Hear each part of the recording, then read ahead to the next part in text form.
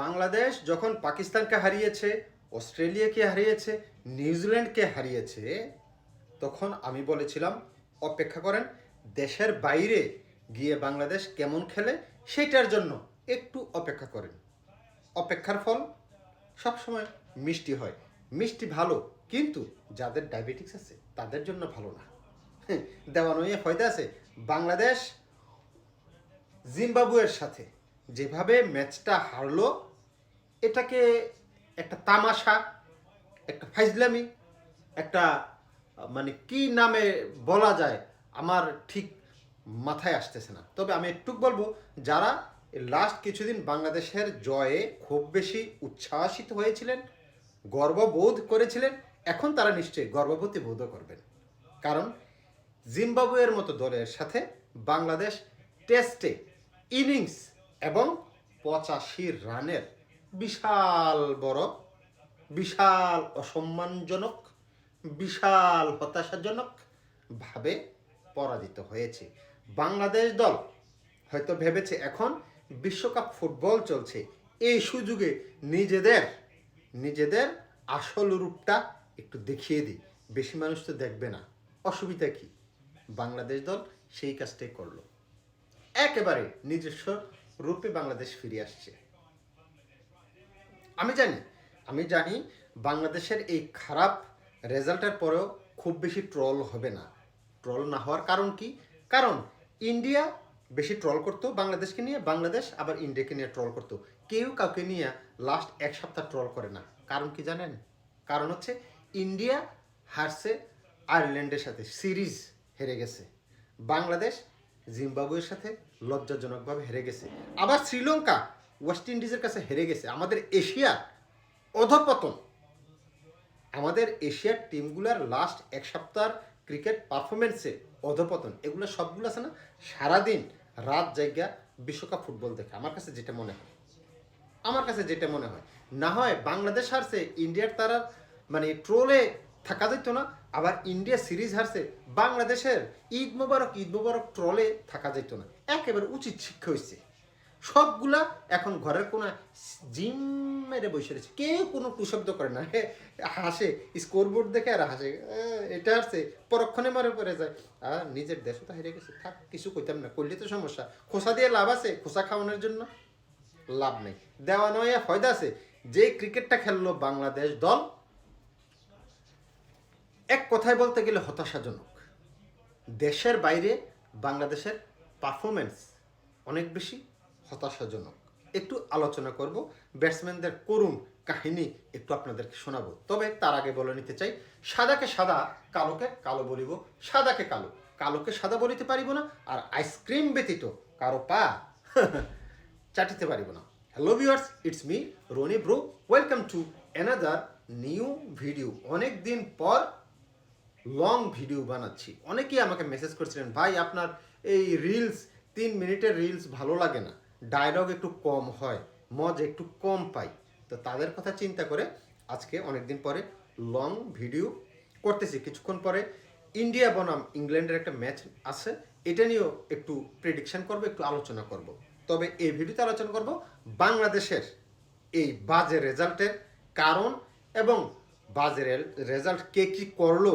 কিছুদিন আগে লাল গাড়ি পাইছিল তাহিদ হৃদয়, একটা নীল গাড়ি দিয়ে দাও, তামিমের নিজস্ব তহবিল থেকে একটা নীল গাড়ি একটা ব্যবস্থা করে দাও। আর হুন্ডা প্রতিজনরে একটা করে দাও, প্রতিটা প্লেয়ারকে একটা করে হুন্ডা দিয়ে দাও নিজ তহবিল থেকে, বিসিবি থেকে না। তামিম তো বিসিবি থেকে দেয়, বিসিবিতে দেওয়ার দরকার নেই। দেখেন বাংলাদেশ দল শুরুতে যে প্রথম ইনিংসটা করলো, সেখানে আসলে একেবারে প্যাকেট হয়ে গেছে মাত্র 140 রানে। কার সাথে? তাও আবার জিম্বাবুয়ের সাথে। জিম্বাবু 6 বছর 9 বছর একটা টেস্ট খেলে ভাই? খেলে না। কিন্তু তাদের কাছে বাংলাদেশের এই হার অনেক দিন ধরে মনে রাখতে হবে। বাংলাদেশ দলের ব্যাটসম্যান মাহমুদুল হাসান জয় প্রথম ইনিংসে করেছিল 2 রান, দ্বিতীয় ইনিংসে যথেষ্ট ভালো করেছে, 22 রান করেছে, 2 এর সাথে আরেকটা 2 যোগ করে দিয়েছে। এখন আসি আরেক ওপেনার সাদমান ইসলাম, তিনি প্রথম ইনিংসে করেছিল 20 রান, যেহেতু 20 করে লেছে, তাহলে অনেক বেশি রান করে ফেলছে না প্রথম ইনিংসে। দ্বিতীয় ইনিংসে কি এত রান করা যাবে? সবসময় কি আমরা রানের ভিতরে থাকবো? রানে করবো, আমাদের আর অন্য কোনো কাজ নাই? কাজ আছে, যার কারণে দ্বিতীয় ইনিংসে 9 রান করেছে। দেওয়ান হইয়া ফয়দা আছে। আম কাঁঠাল খাওয়াও তাদেরকে। এবার আসেন মমিনুল হক।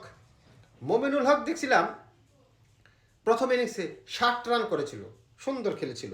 সেকেন্ড ইনিংসে এসে মমিনুল হক যেহেতু 60 রান করে ফেলছে প্রথম ইনিংসে, ও ভাই অনেক বড় দায়িত্ব পালন করছে। দ্বিতীয় ইনিংসে এসে মাত্র 13 রান করেছেন।